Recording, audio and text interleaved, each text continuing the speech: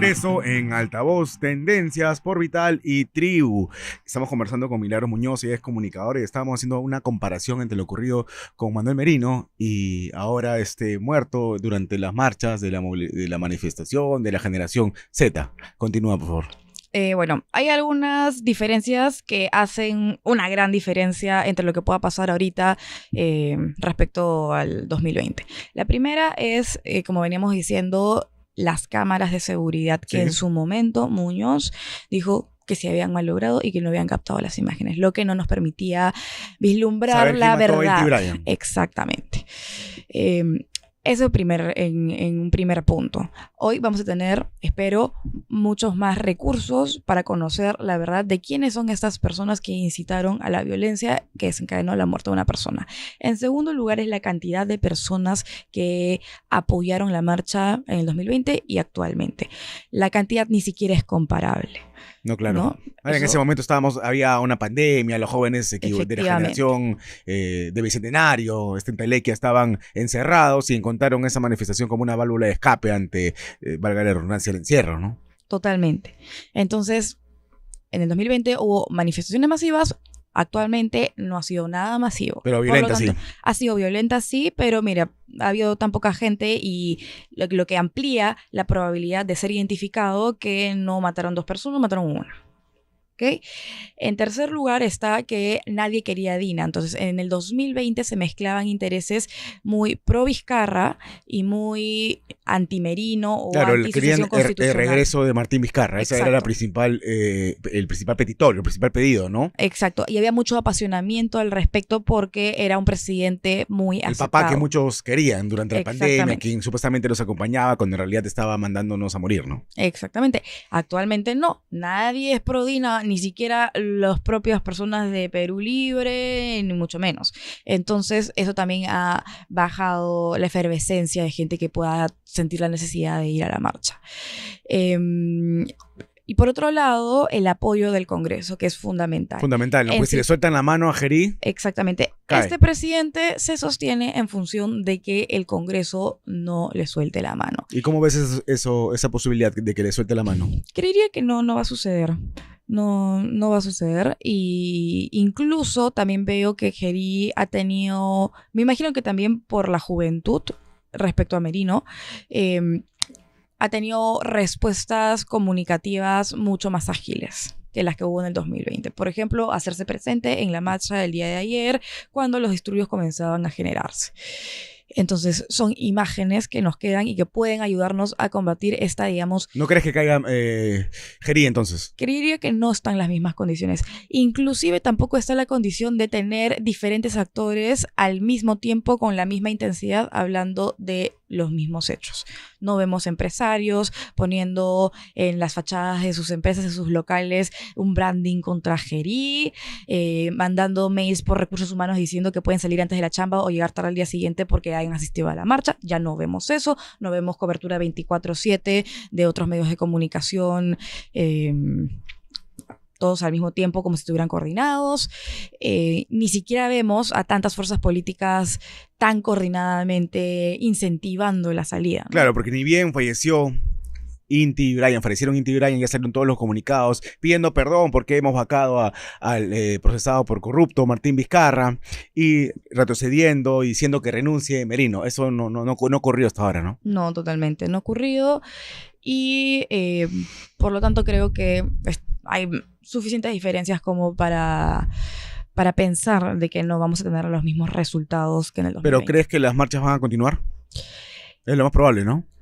Puede que sí, no estoy segura si a la luz de los hechos vayan a tener más convocatoria, porque quienes no creían que las marchas se iban a convertir en agresivas, en violentas, en peligrosas, porque los que iban a marchar eran gente pacífica que marchaban por una causa justa, ya lo van a pensar 2 veces.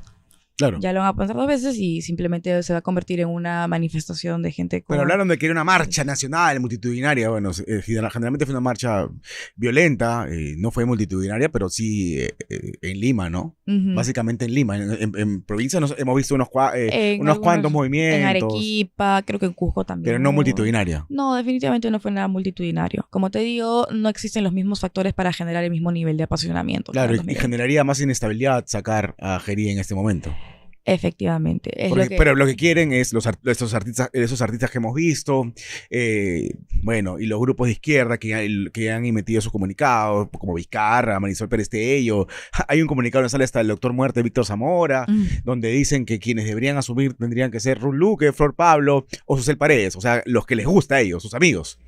Efectivamente. No les interesa la democracia ni la asociación constitucional, ¿no? No les interesa ni la democracia, ni la asociación constitucional, ni siquiera la agenda de lucha contra la inseguridad y el crimen organizado. Tan sencillo como lo siguiente, y es lo que has venido repitiendo durante esta semana, es si esto se convierte en una pugna de poder, si es que existe algún muerto en la marcha, como ya vimos que sucedió, lo que va a pasar es que la gente, lo inmediato mínimo que van a pedir es la salida del ministro del Interior, que no tiene ni siquiera una semana en el cargo.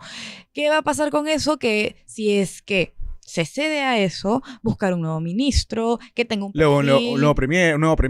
Un nuevo premier, un nuevo ministro, y ¿para cuándo las decisiones concretas y acciones efectivas contra la lucha contra el crimen organizado? Eso quiere decir que apoyar ese tipo de manifestaciones solamente distrae la atención de lo importante y terminamos generando lo que supuestamente decimos querer combatir, que es acciones rápidas y efectivas contra el crimen organizado.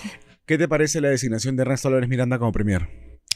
Bueno, yo creo que ha sido una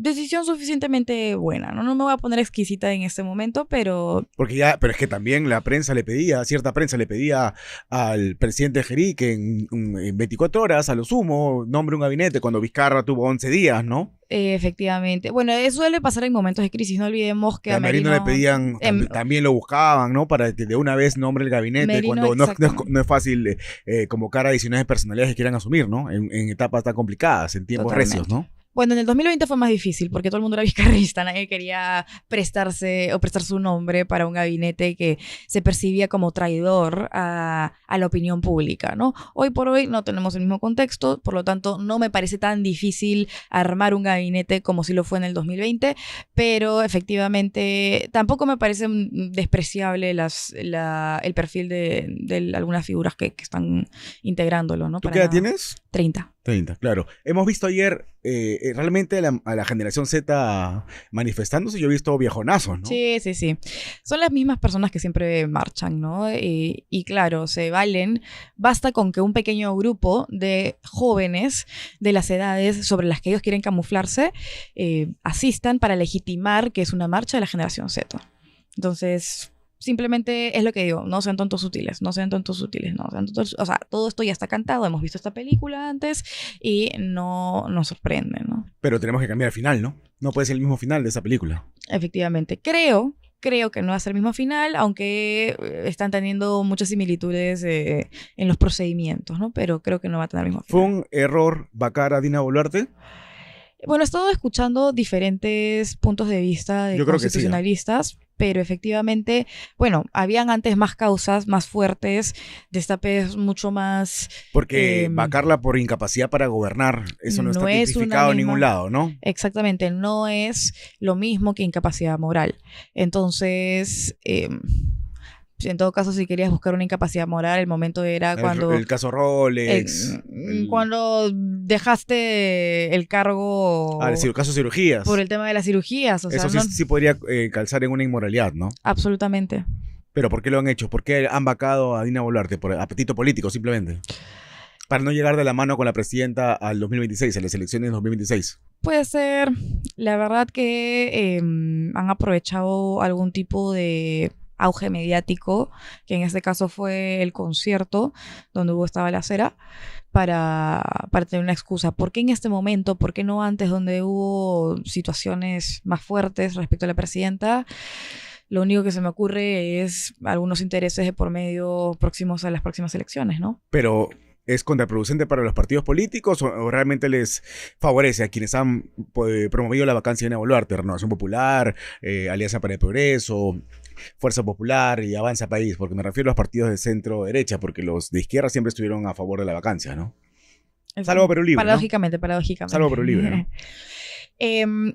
Yo creo que esto no conviene en general a los partidos porque estando previos a momentos electorales la atención se disuade en todos estos asuntos y la gente ya pierde interés o foco en buscar nuevas personalidades, etcétera. ¿A quién le puede convenir? A quienes tengan agendas o discursos o perfiles mucho más enfáticos en cuanto a la lucha contra la inseguridad, el crimen organizado, que va a terminar siendo igual un pilar importante de la próxima campaña. Pero más allá de eso, pues no veo que sea evidentemente más conveniente para nadie, ¿no? ¿Qué hubiera sido igual de violenta? Evidentemente la marcha contra si Dina Boluarte era presidenta, pero hubiera congregado a más personas si Dina Boluarte seguía en la presidencia. O sea, si esto hubiera sucedido en el gobierno de Dina Boluarte, ¿tú crees que hubiera sido multitudinaria? Probablemente más gente, sí, 100%, sí. Entonces sí fue una buena decisión vacarla, tal vez. Para apaciguar los ánimos. Lo que pasa es que si se quedaba, ¿cuál iba a ser el detonante para salir a marchar? No, ahorita el detonante es, este es un nuevo gobierno, hay que exigirle, necesitamos ministro del Interior, ya no podemos más con la inseguridad ciudadana, el crimen organizado. Con Dina había exactamente lo mismo, pero ¿cuál hubiera sido el detonante para sacar a la gente a la calle? No había nada, simplemente hartazgo, pero repente, el mismo de siempre. Sí, el mismo de siempre, que ya no moviliza, ¿no? Necesitamos siempre un detonante o alguna cuestión adicional. ¿Y ahora cuál ha sido el detonante? ¿La designación de Jarid? Claro, el cambio de gobierno. Claro. Porque querían, estos grupos que lideran la marcha, querían a los que no son parte de este mal llamado pacto mafioso. Exactamente. O sea, necesitan un cambio de circunstancias mínimo, que en este caso no es tan mínimo, es un cambio de gobierno, para poder volver a insertar una narrativa que la tienen desde antes, simplemente necesitan un nuevo indicio. Es como cuando en un caso hay nuevas pruebas, ¿no? Necesitan nuevas pruebas para volver a reabrir el caso, entonces en este caso es nuevos detonantes para poder reinsertar o tratar de reinsertar su narrativa. De acuerdo, muchas gracias Milagros por estar con nosotros, hasta otra oportunidad. Gracias a ti. Muchas gracias. Vamos a un corte comercial y regresamos.